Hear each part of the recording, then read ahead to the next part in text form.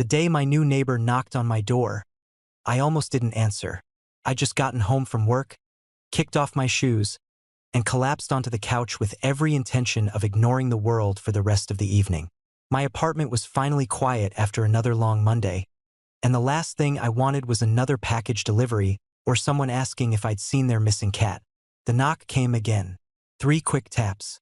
Not impatient, just uncertain. I sighed, got up, and opened the door. A guy around my age stood in the hallway, one cardboard box balanced awkwardly against his hip. Dark hair, light stubble, gray hoodie with paint stains near one sleeve.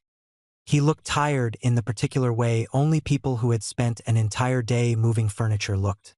"Hey," he said with an apologetic smile. "Sorry to bother you." "No problem. I'm George." He shifted the box slightly before continuing. "I just moved into 4B this morning." I glanced toward the apartment directly across from mine. The door stood open, revealing stacks of boxes and what looked like a dismantled bookshelf leaning against the wall. "I'm Jackson." He smiled a little wider. "Nice to meet you." "You too." There was an awkward pause. "I actually wanted to ask you something." "Sure." He rubbed the back of his neck. "This is probably going to sound pathetic. I've heard worse." He laughed softly. "I just moved here from another state." "Oh, I don't know anyone." "That explains the moving truck." "Exactly." Another pause. "I was wondering." He looked almost embarrassed now. "Would you mind helping me figure out the neighborhood sometime? Grocery stores, coffee shops, places that don't completely." I blinked. That wasn't what I'd expected. "I promise I'm not trying to make you my tour guide forever." I couldn't help smiling. "I just thought, since we're neighbors, you need someone to help you get settled." "Yeah." His honesty caught me off guard. No fake confidence. No pretending he had everything together. Just a guy standing in a hallway admitting he was completely lost. I looked at the mountain of boxes behind him.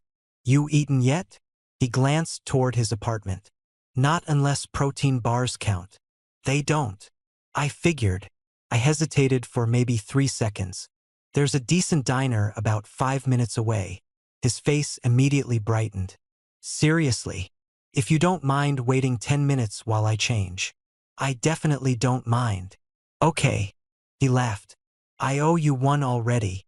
"You really don't." "I kind of do." I shrugged.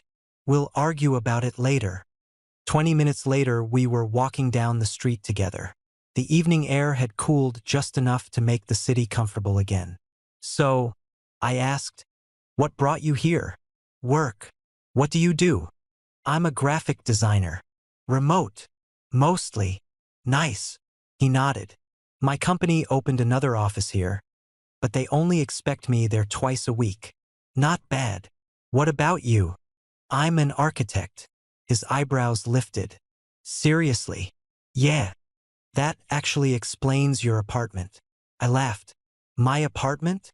"I noticed when your door was open earlier." "You were spying already?" "I was carrying boxes."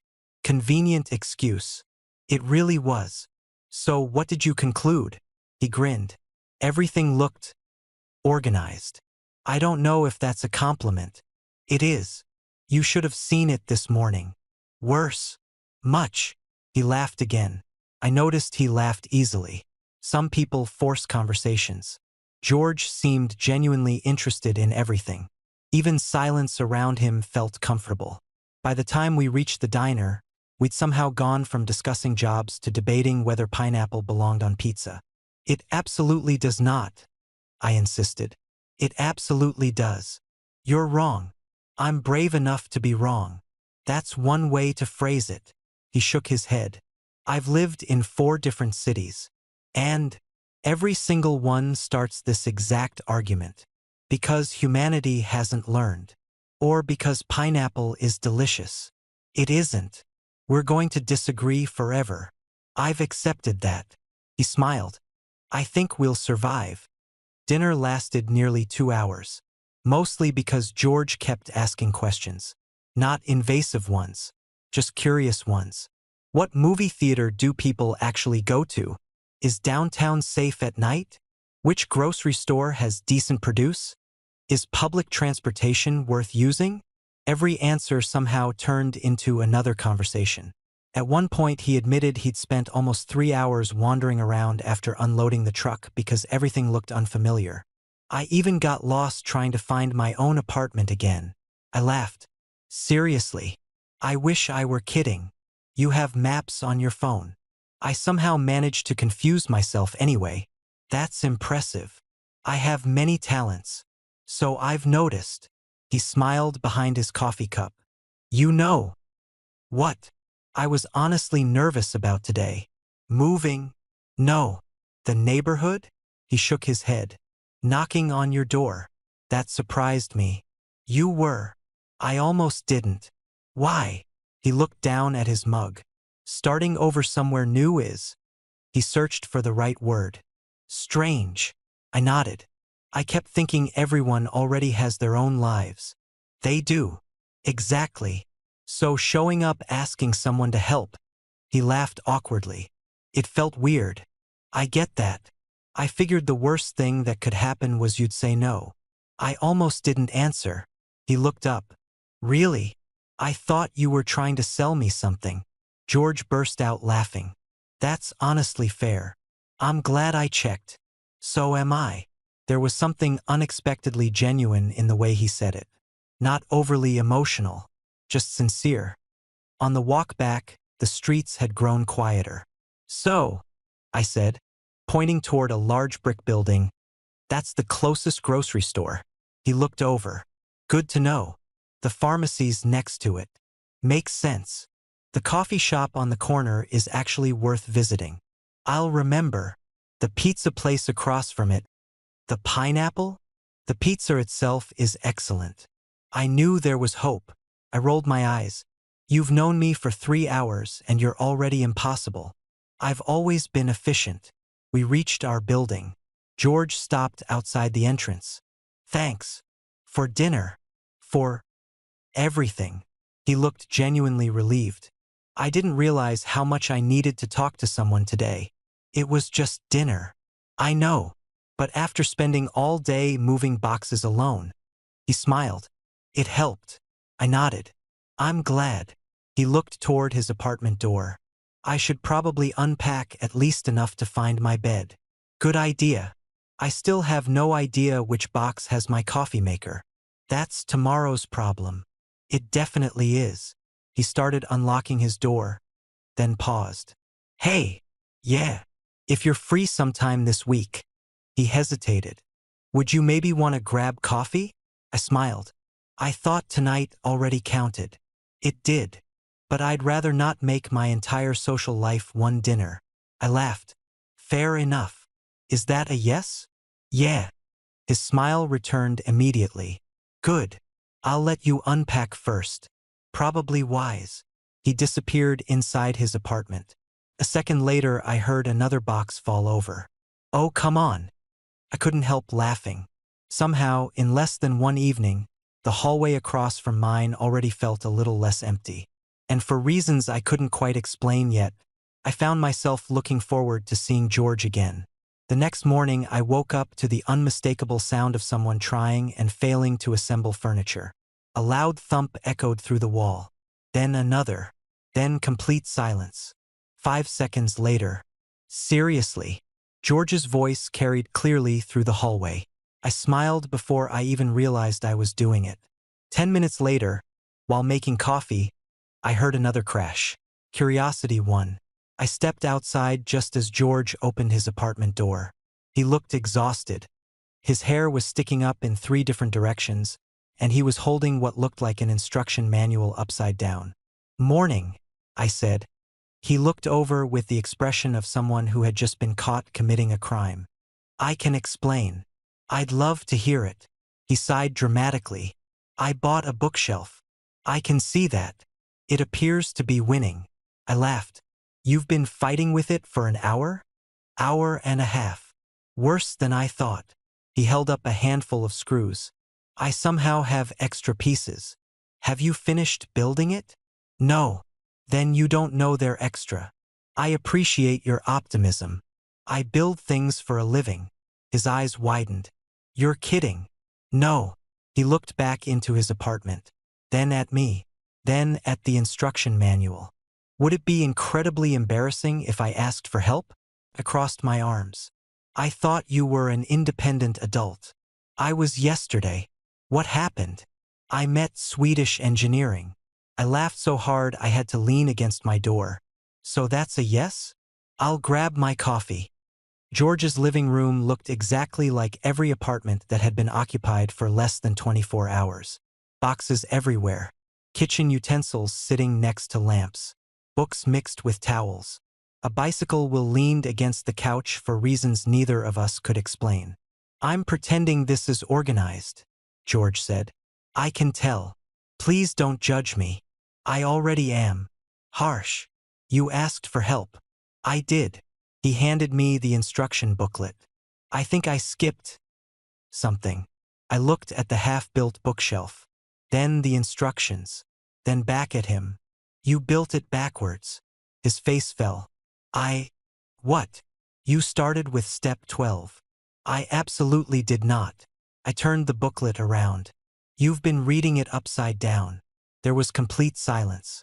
George slowly looked at the booklet, flipped it over, stared. Oh, I couldn't hold it together anymore. He started laughing too. I've got a master's degree, he said. I believe you. I design advertising campaigns. Impressive. I've defeated complicated software. And today, I lost to pictures. We both laughed until it almost hurt. An hour later, the bookshelf was standing perfectly against the wall. George looked at it like it was some kind of miracle. It's beautiful. It's a bookshelf. It's my bookshelf. Congratulations. He turned toward me. I definitely owe you coffee now. You've been saying that since yesterday. I'm keeping track. You really don't have to. I want to. He walked into the kitchen area. I can at least make coffee. You found the machine? Barely. While he searched through boxes labeled kitchen important, I wandered around the apartment. It was surprisingly similar to mine. Same layout, same windows, completely different feeling. Mine had taken years to become comfortable. His still echoed. You know, George called from the kitchen. Moving alone is weird. It is. You don't notice how many little things require two people until you're carrying a couch by yourself. I've been there. My last neighbor helped for about 20 minutes. What happened? He had to work. So you finished alone. Pretty much. I leaned against the counter. Why'd you move so far? He was quiet for a moment. I needed a fresh start. The answer felt rehearsed. Not dishonest.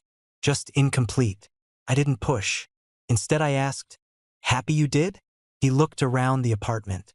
I think I will be. Then he smiled. Especially if my neighbors keep rescuing me from furniture. Coffee somehow turned into lunch.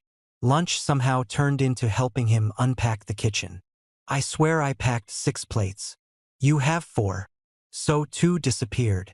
They're probably in a different box. George opened another one. Contained winter jackets. Close enough. You labeled these yourself? I was tired. I can tell. Another box contained nothing but books. So you actually read all these? He nodded. Most of them. I picked one up. You like architecture? I've always thought buildings tell stories. That caught my attention. Really? Absolutely. He shrugged. I don't know anything technical. You don't have to. But old buildings. He smiled. I always wonder how many people have lived inside them. I looked at him for a second. Most people just think they're old. That's boring. It is. He looked at one of the framed photographs still leaning against the wall. I guess every place carries someone's life for a while. The sentence stayed with me longer than it probably should have. By late afternoon, most of the important boxes had disappeared. George stretched his arms over his head. I officially have a functional apartment. Mostly. He looked around proudly. The couch exists. The bookshelf exists. The coffee machine exists. What else do you need? He grinned. A television would be nice. Minor detail. I'll survive. I started heading toward the door. You've done enough for one day. George walked me out. I really mean it. I know. No, seriously. I know. I haven't laughed this much in. He stopped himself. I noticed. A while, he finished. I nodded. I'm glad. He smiled again. So, coffee tomorrow? You really don't give up. Nope. What time? His face lit up. 7. I get off work around 6. Perfect. I'll come over.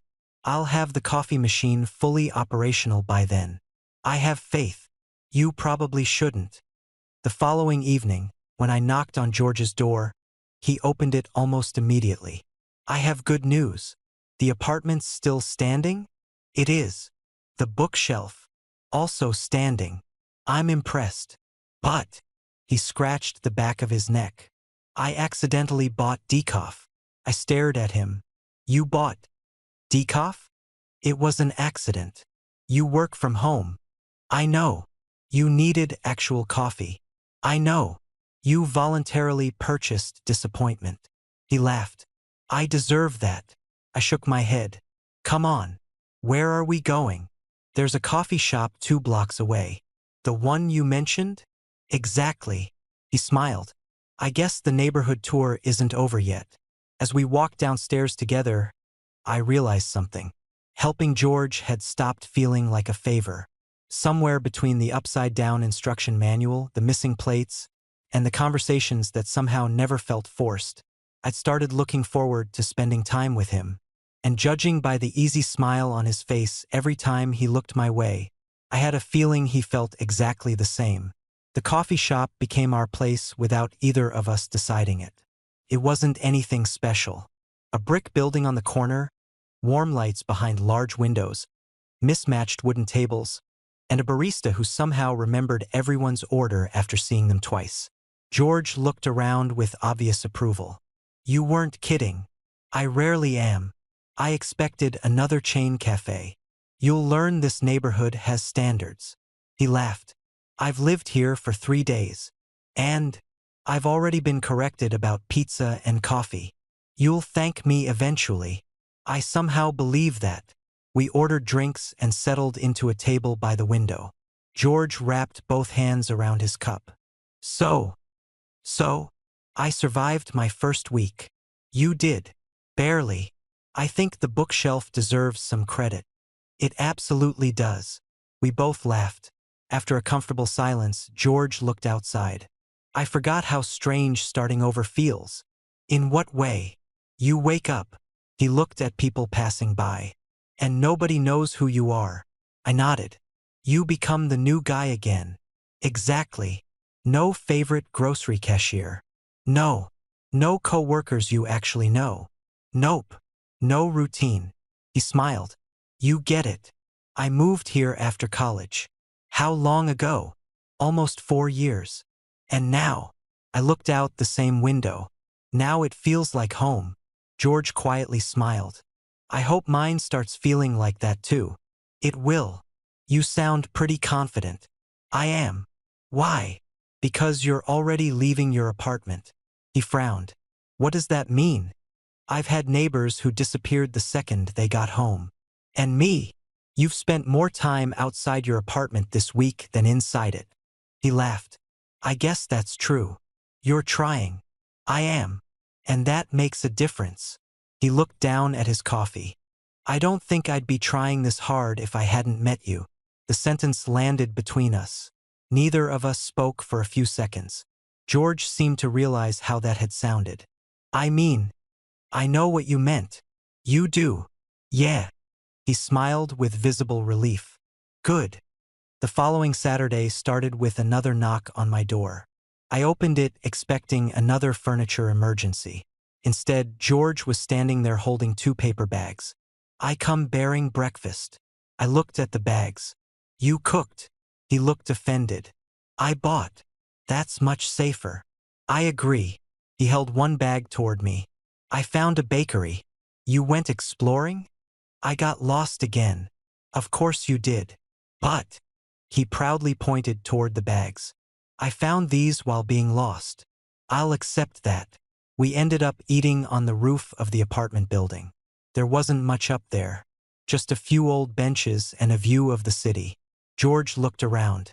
I didn't even know this existed. Most people don't. This is nice.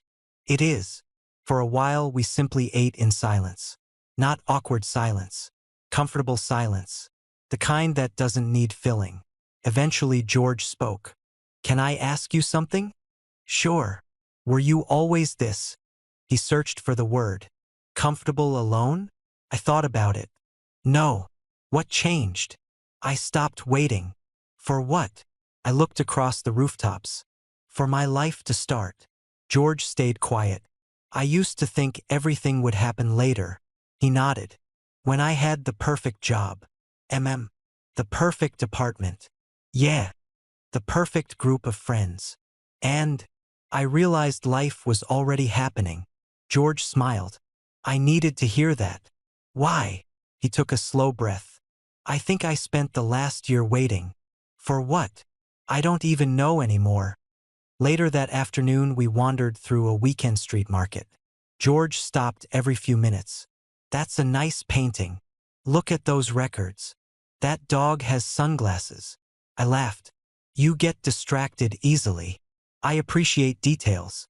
You appreciate everything. He shrugged. I've got a new city. He looked around with genuine excitement. Everything's interesting. We reached a small bookstore. George immediately disappeared inside. You like books that much? I love bookstores. Why? He ran a finger along a shelf. Because every city has one. That's your reason? Yeah. They're familiar. I watched him wander between the shelves. There was something almost peaceful about the way he moved. Like he'd completely forgotten anyone else was there. A few minutes later, he returned carrying a novel. I've been looking for this. You found it. I did. He looked oddly pleased. It's starting. What is? My apartment. I frowned. What does the book have to do with your apartment? He smiled. You know when a place starts collecting little pieces of your life? I nodded. This is one. The sentence reminded me of something he'd said days earlier. Every place carries someone's life for a while. Maybe he wasn't just talking about buildings. On the walk home, we passed a small community board covered with flyers. George stopped. Movie night. I looked. The local community center was showing classic films every Friday. You've never noticed this? No. He grinned. We should go. We. If you're free. I looked at him. He'd started saying we naturally. Not because he assumed. Because somewhere over the past week, it had become normal. I'd like that. His smile widened. Really? Yeah. Good. He pulled out his phone. I'm putting it in my calendar. You need a calendar for next Friday? I forget things. You forgot how to build a bookshelf. I'll never recover from that, will I? No. I deserve that. You absolutely do. He laughed all the way back to our building. That evening, after we'd said goodnight and gone into our apartments, I found myself standing in my kitchen longer than necessary. It had only been 8 days. 8 days since George knocked on my door looking completely lost. Now there was coffee planned for Monday. A movie on Friday. Breakfast had somehow become a habit. I hadn't expected any of it. The strange part wasn't that we'd become friends so quickly. It was how easy it had felt. There was never any pressure to keep talking. Never any need to impress each other. Just conversation after conversation that somehow flowed naturally. As I looked across the hallway through my peephole, I noticed light still spilling from under George's door. He was probably still unpacking. Still slowly turning an unfamiliar apartment into something that felt like home. What I didn't realize yet was that somewhere along the way he'd quietly started changing what home felt like for me too. Friday arrived faster than either of us expected. At exactly 6:12 p.m., there was a knock on my door. George stood there wearing a dark jacket and holding 2 paper cups. I figured the community center probably doesn't have good coffee. Prepared. I'm learning. I accepted one of the cups. You actually bought regular coffee this time. He looked proud. I checked 3 times. Progress. I've grown. You've survived 2 weeks. I deserve a certificate. I'll print one. He laughed. I knew helping me settle in would come with benefits. The community center was only a 15-minute walk away. As expected, the movie wasn't really the point. Half the neighborhood seemed to know each other. People greeted one another by name. Someone brought homemade cookies. An older man spent 10 minutes explaining why the movie was better than modern films before it had even started. George leaned toward me. I like this. What? This. He gestured around the room. It feels.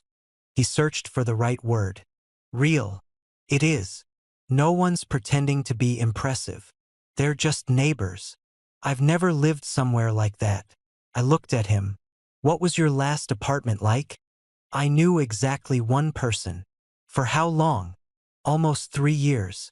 And I still didn't know the people next door. I raised an eyebrow. Seriously. They moved in. And I nodded once in the hallway. That's it. That was our relationship. I laughed. I can't imagine. He smiled. I couldn't either. Halfway through the movie, George leaned over. I have a confession. What? I have absolutely no idea what's happening. You've been watching for an hour. I know. So what happened? I got distracted. By what? He looked embarrassed. People. I blinked. What do you mean? I've been watching everyone. The audience? He nodded. I think it's because... He smiled quietly. I'm finally starting to recognize faces. I looked around. The elderly couple in the front row. The woman who owned the flower shop. The teenager working weekends at the grocery store. People I'd stopped noticing years ago. George noticed every single one. I met the woman over there yesterday. He pointed subtly. She recommended the bakery. The dangerous bakery. The very one. And that guy. He owns the hardware store. You've been busy. I've been trying. There was something strangely admirable about it. George wasn't waiting for the city to welcome him. He was introducing himself to it. After the movie ended, a small group stayed outside talking. George naturally joined the conversation. So you're the new neighbor? An older woman asked. I am. Settling in okay? I'm getting there. She smiled. You picked a good building. I've noticed. Then she looked toward me. And Jackson's been helping? Before I could answer, George smiled. He rescued me from a bookshelf. Everyone laughed. I built it upside down. I still can't believe that, I said. George pointed at me. He plans to remind me forever. I absolutely do. The woman laughed. Sounds like you've already made yourself at home. George looked around the group for a second. Then at me. I think I'm starting to. On the walk back, neither of us spoke for a while. The streets were quiet. Warm lights glowed from apartment windows. Eventually George broke the silence. Can I tell you something? Sure. I almost didn't move. That surprised me. You had another offer? No. He looked ahead. I almost stayed where I was. Why? Because it was familiar. I nodded. Even though I wasn't happy. He let out a slow breath. I kept thinking maybe things would change if I just waited long enough. And did they? No. So you left. I finally realized that staying somewhere just because you're used to it, he smiled faintly, isn't really living. The words sounded personal. More personal than anything he'd shared before. I didn't interrupt. He continued on his own. I spent a long time convincing myself I was comfortable. Were you? No. What were you? He thought for a moment. Lonely. The answer came so quietly I almost missed it. I had co-workers. He shrugged. I had people I talked to. But I don't think anyone would have noticed if I'd disappeared for a week. I looked at him. I would've. He stopped walking. Just for a second. Then he looked at me. You mean that? Of course I do. A small smile appeared on his face. Thanks. We kept walking. Neither of us mentioned the moment again. But something had shifted. Slightly. almost too subtly to notice. Sunday afternoon found us in the laundry room of our building. George walked in carrying an overflowing basket. You too. I procrastinated. So did I. He laughed. I was hoping nobody else would be here. Sorry. I guess we'll suffer together. There was only one washing machine available. We ended up sitting on folding chairs waiting. This is exciting. The most exciting. I've never bonded with someone over laundry. There's a first time for everything. George leaned back. You know what's funny? What? I've lived across the hall from you for. He checked his phone. 16 days. That sounds right. It feels longer. In a good way? He smiled. Definitely. I nodded. I was thinking the same thing. He looked almost relieved. So it's not just me. No. Silence settled between us again. Comfortable. Easy. Then George suddenly asked, Can I ask something slightly personal? You can ask. You don't have to answer. Fair. He hesitated. Why haven't you moved? I frowned. What do you mean? You've got a good job. Yeah. You could probably afford somewhere bigger. I could. So why stay? I looked around the old laundry room, the cracked tile floor, the humming machines, the faded notice board. I smiled to myself, because somewhere along the way this stopped being just an apartment. George listened quietly. It became my life. He nodded slowly. My favorite coffee shop, the diner, the bookstore, my neighbors. I looked at him. And now, I hesitated. You. George didn't say anything. He simply held my gaze. For a moment neither of us looked away. Then the washing machine beeped loudly. We both laughed. Saved by laundry, George said. Apparently. But as we folded clothes side by side, I couldn't stop thinking about the way he'd looked at me. And judging by how unusually quiet he'd become, neither could he. After the laundry room, things didn't suddenly become awkward. If anything, they became easier. George stopped knocking before coming over. He'd text instead. Need coffee? I'm going grocery shopping. Want anything? The bakery has cinnamon rolls again. This feels important. The messages made me smile more often than I cared to admit.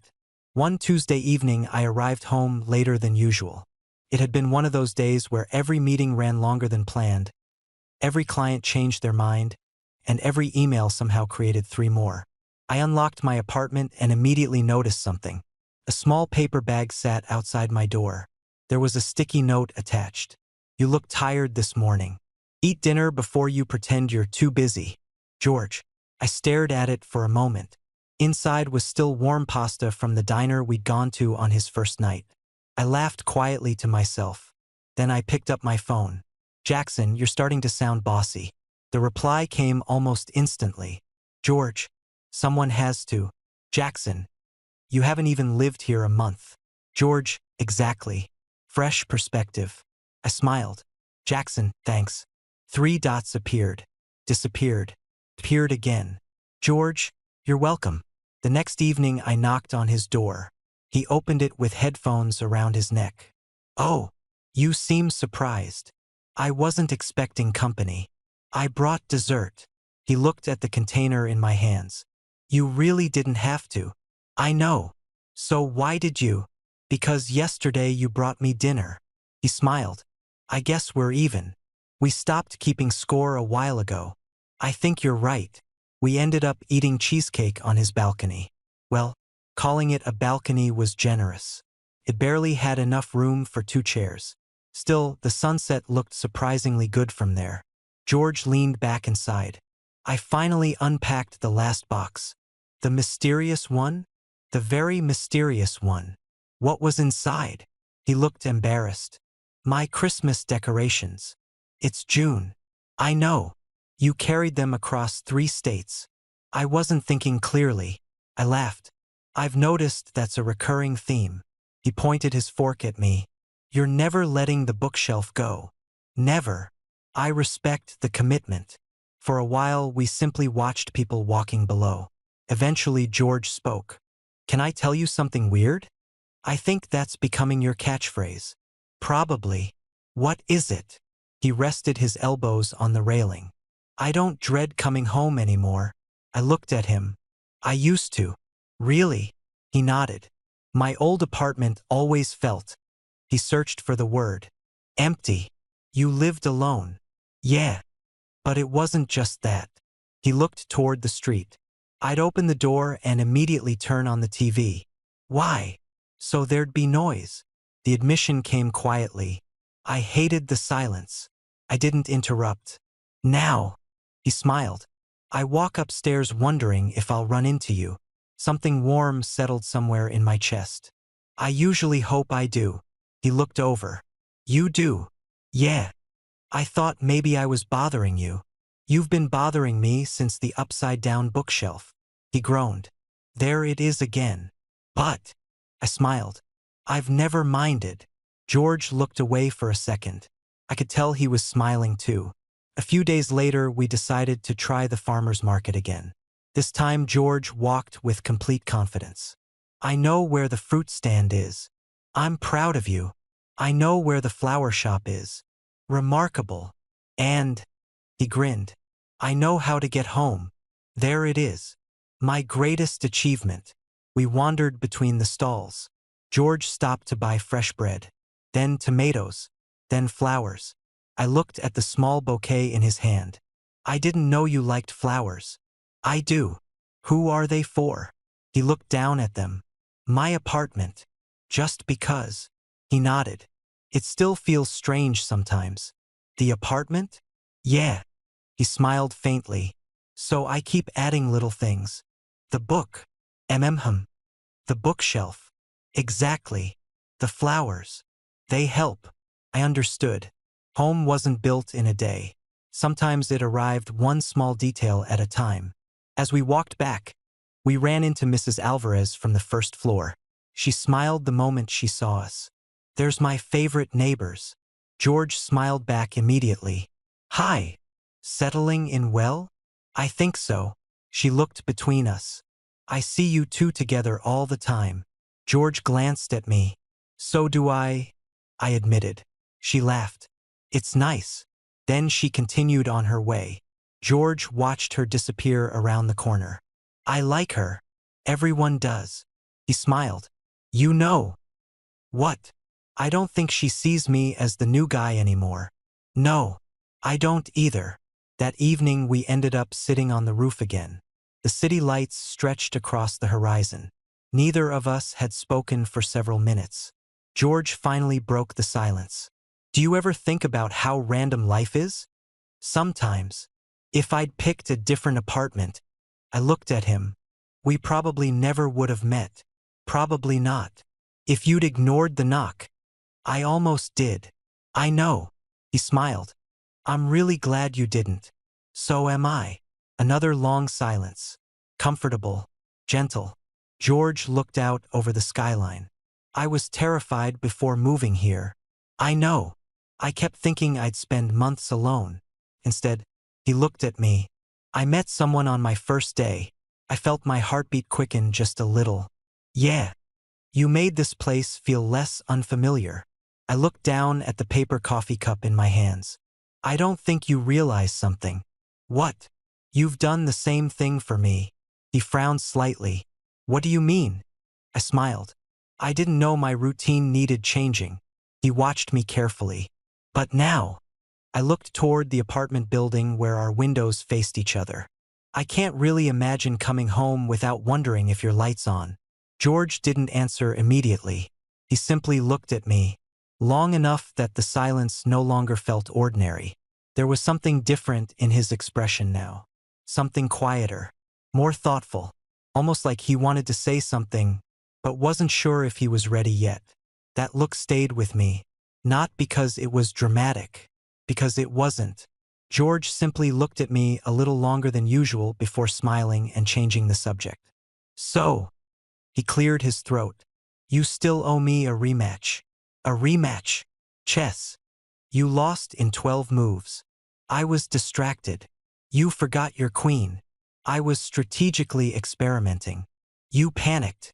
I absolutely panicked. I laughed. Come on. You have the board? Always. The moment passed, but neither of us forgot it. Over the next week, our evenings settled into a routine. Some nights we played chess. Some nights we walked through the neighborhood with coffee. Sometimes one of us knocked on the other's door simply because neither of us wanted to spend the evening alone. It stopped feeling planned. It simply became normal. One Thursday, George was sitting on my couch flipping through one of the architecture books I'd left on the coffee table. I've got a question. Go ahead. He held up a page showing an old train station. Why do you like this stuff so much? I thought about it.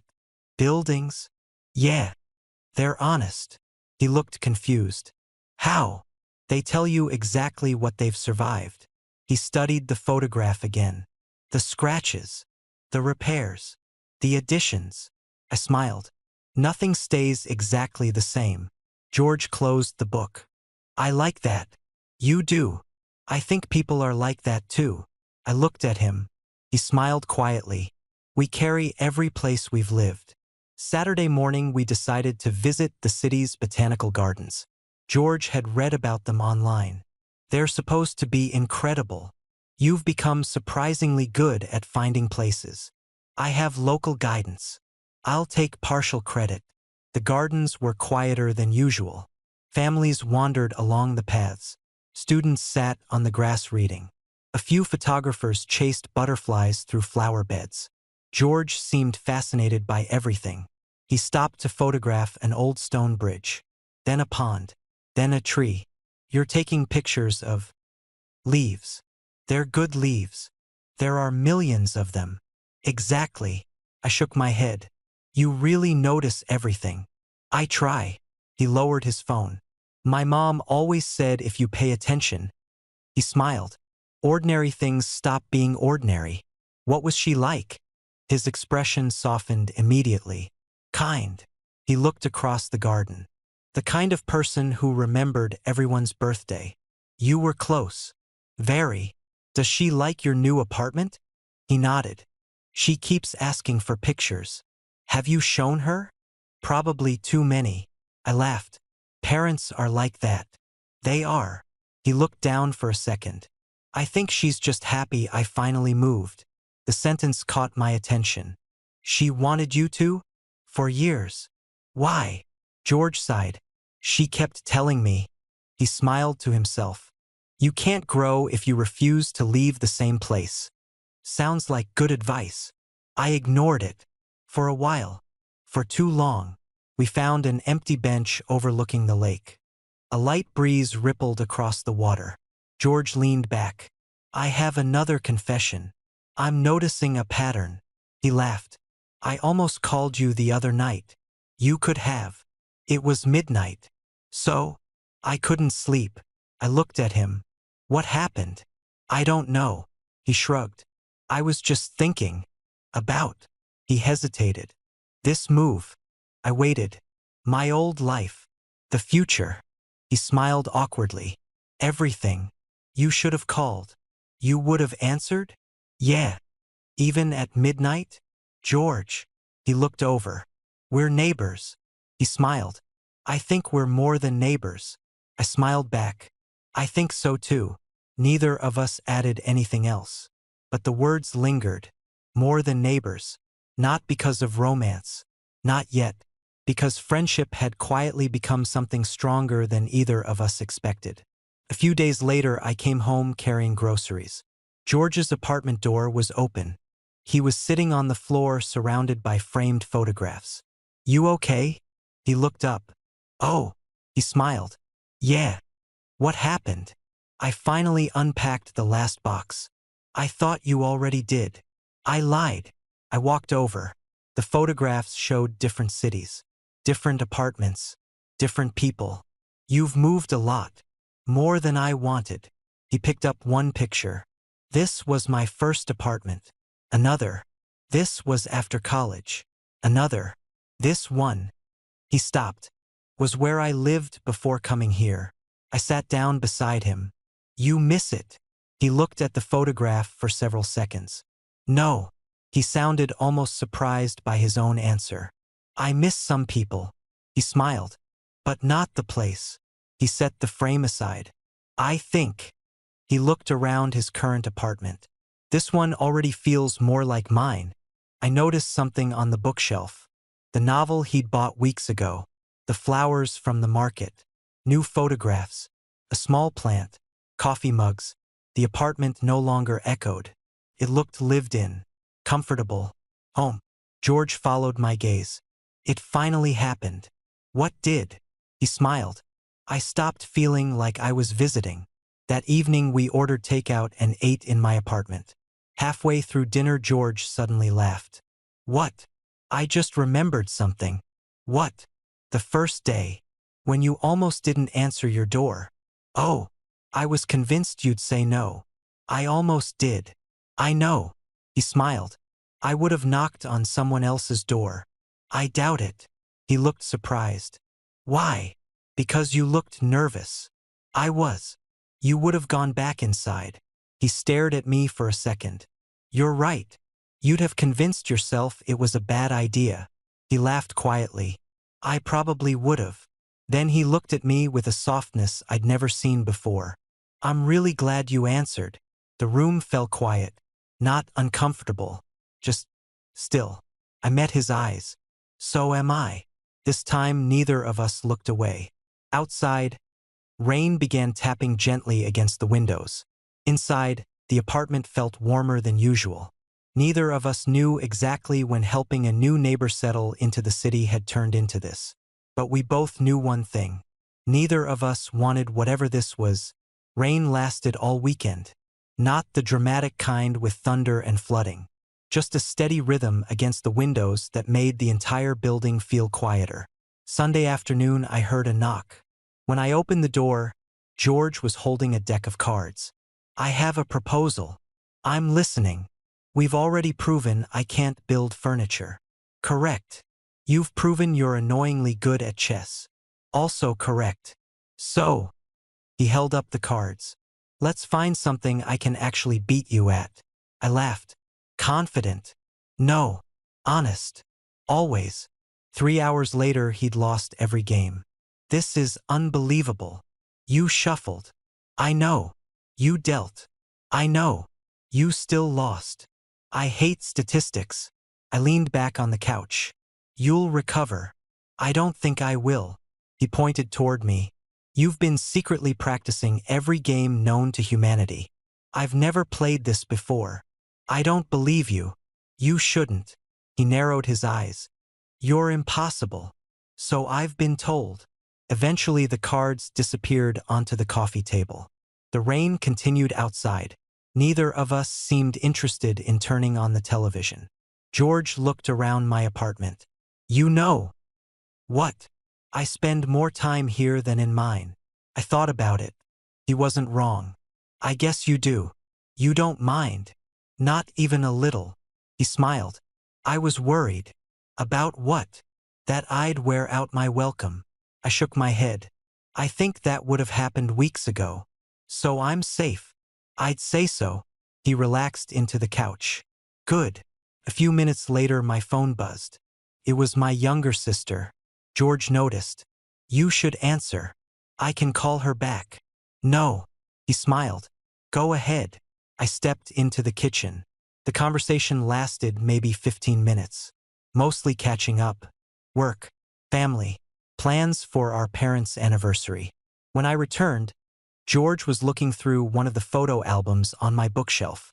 I hope that's okay. It is. He held up a picture. Who's this? My sister. You two look alike. I've heard that. He turned another page. And these? My parents. They seem happy.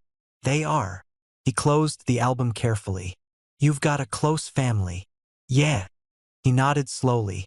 I've always liked that. There was something thoughtful in his voice. What about yours? We're close. He smiled. Just farther apart now. The following Wednesday George texted me around noon. Busy tonight? I replied during lunch. Not really. Why? 3 dots appeared. Need help with something. When I got home that evening, his apartment smelled incredible. You cooked. I attempted. I looked toward the kitchen. There were vegetables everywhere. 3 different pans. A cookbook lying open. I'm almost afraid to ask. I wanted to learn. Today, I got ambitious. YouTube made it look easier. It always does. He laughed. I've been standing here for an hour. Need rescue? Please. We ended up cooking together. Or more accurately, I kept vegetables from burning while George enthusiastically ignored the recipe. I don't think that's enough salt. It probably is. What if it isn't? We can add more. He frowned. I admire your confidence. I admire your optimism. Half an hour later, we somehow produced a surprisingly good dinner. George stared at the finished plates. We actually did it. You did most of it. I nearly destroyed the sauce. Minor detail. He smiled. I think cooking's more fun with someone. It usually is. The sentence slipped out naturally. George looked at me for a second before quietly nodding. Yeah, it is. Later that night, we were washing dishes together. George dried a plate before speaking. Can I admit something? You've been doing that a lot lately. I know. I don't hate it. He smiled. I almost ate cereal. Tonight. Yeah. Instead of cooking? He nodded. I was standing in the grocery store holding a box. And I realized. He laughed softly. I'd rather text you. I looked at him. You didn't have to. I wanted to. He placed another plate on the counter. I think that's becoming my favorite part of living here. What is? He smiled without looking up. Knowing there's someone across the hall. The words settled quietly between us. Friday evening, we walked to the river after dinner. The city was busy. Street musicians played near the bridge. People sat on benches watching the sunset. George rested his arms on the railing. I've been here exactly 1 month. Already. 31 days. He smiled. It doesn't feel like it. No. It feels. He laughed to himself. Longer. I nodded. I was thinking the same thing. He looked across the water. I called my mom yesterday. Yeah. I told her I finally feel settled. That's good. She asked why. He smiled. I told her. He looked at me. That I got lucky. Lucky. With my apartment. I laughed. Because of the bookshelf? He smiled. No. He shook his head. Because the first person I met happened to answer the door. I didn't know what to say. George continued quietly. I don't think moving here would have been the same without you. For a moment, the sounds of the city seemed farther away. I met his eyes. I don't think the last month would have been the same without you either. Neither of us smiled immediately. We simply stood there looking at one another. There was something new in the silence now. Something gentle, unspoken. Neither of us reached for it. Neither of us ignored it. We simply let it exist between us, wondering if, sooner or later, one of us would finally be brave enough to give it a name. Neither of us mentioned what had happened by the river. Not the next day. Not the day after that. Nothing had actually happened. And somehow, that made it impossible to stop thinking about. Monday evening, I came home later than usual. The hallway was quiet. George's door was closed. For the first time in weeks, I felt a little disappointed. As I unlocked my apartment, his door opened. There you are. I looked over. You were waiting? He immediately looked embarrassed. I mean, he laughed awkwardly. I heard the elevator. So you recognized my footsteps? He rubbed the back of his neck. Maybe. I smiled. That's impressive. I've had a month to learn them. Something about that answer made my chest tighten. You busy? He shook his head. I was going to make tea. Mind if I join you? His smile appeared instantly. I was hoping you'd ask. Tea turned into another long conversation. Somehow we ended up sitting on the floor instead of the couch. George leaned against the coffee table. Can I ask you something? Sure. Have you ever had one of those moments where life changes? He searched for the words. So quietly that you almost don't notice it? I thought about it. Yeah. When? I smiled. The day someone knocked on my door asking where the grocery store was. George looked down at his mug. I had a feeling you might say that. What about you? He laughed softly. I think you already know. Silence settled between us. Comfortable, but different than before. George slowly placed his mug on the table. I've been trying to figure something out. What? Whether I should say this. I looked at him. You don't have to. I know. He took a slow breath. But if I don't? He smiled nervously. I'll probably regret it. I stayed quiet. He deserved the space. When I moved here, he looked around his apartment. I thought I was just looking for a different city. His eyes found mine again. I didn't expect to find someone who'd make it feel like home. My heartbeat quickened. George laughed once. Quietly. I know how that sounds. It sounds honest. It is. He nodded. Jackson. He looked almost relieved simply saying my name. I don't think what I feel is just friendship anymore. The room became very still. Not because I didn't know what to say. Because I'd known my answer for weeks. I just hadn't admitted it. I smiled before I spoke. I was wondering how long it would take you. George blinked. What? I laughed quietly. I've been waiting. You. I've been waiting. His eyes widened. For me. I nodded. For us. He looked genuinely speechless. I thought. I know. You never. I wasn't sure. George covered his face with one hand and laughed. We're both idiots. A little. A lot. Probably. He looked at me again. So? He smiled in exactly the same uncertain way he had the first day we met. Would you maybe? He laughed. Want to go on an actual date? I couldn't help laughing too. You've taken a month to ask? I was trying to be respectful. You succeeded. So? I smiled. I'd love to. The relief on his face was impossible to miss. Really? Really? Our first official date looked surprisingly similar to our first dinner. Same diner. Same booth. Same argument about pineapple on pizza. I still think you're wrong. I know. I'll convince you eventually. You've had a month. I need more time. I laughed. I'll allow it. Dinner felt familiar. Nothing dramatic had changed. George was still George. Still laughed too easily. Still noticed every little detail around him. Still got distracted by interesting buildings on the walk home. The difference was simple. Neither of us had to wonder anymore. When we reached our building, we stopped in the hallway. Exactly where we'd first met. George looked at the two apartment doors. You know what's funny? What? I knocked on the wrong door. I frowned. What do you mean? I almost introduced myself to the guy downstairs.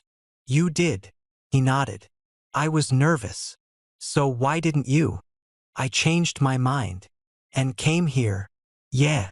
He smiled. I've been thinking about that a lot. I looked at him. If I'd knocked downstairs. He laughed softly. None of this would have happened. I smiled. I'm very glad your sense of direction was terrible. My terrible sense of direction? It brought you to the right apartment. George shook his head, smiling. For someone who designs buildings, you've become the best thing about coming home. He looked at me for a long moment. I feel exactly the same. We stood there quietly. No rush. No uncertainty. Just two people who had started as strangers across a hallway. One had asked for help learning a new neighborhood. The other had simply answered the door. Neither of us could have imagined that a request for directions would slowly become morning coffee, shared dinners, long walks, movie nights, conversations that stretched late into the evening, and eventually something neither of us had been looking for. George smiled. So, I think I've officially settled in. I looked around the familiar hallway, then at him. I think you have. This time, before we said goodnight, we shared a brief kiss. Nothing hurried. Nothing dramatic. Just quiet certainty. George smiled as we stepped apart. Good night, Jackson. Good night, George. He disappeared into his apartment. I stepped into mine. For the first time in years, the hallway between our doors didn't feel like empty space. It felt like the shortest distance between two people who had unexpectedly found exactly what they needed. Neither of us had been looking for love. George had only wanted help settling into a new city, and somehow, that simple knock on the right door had changed both of our lives.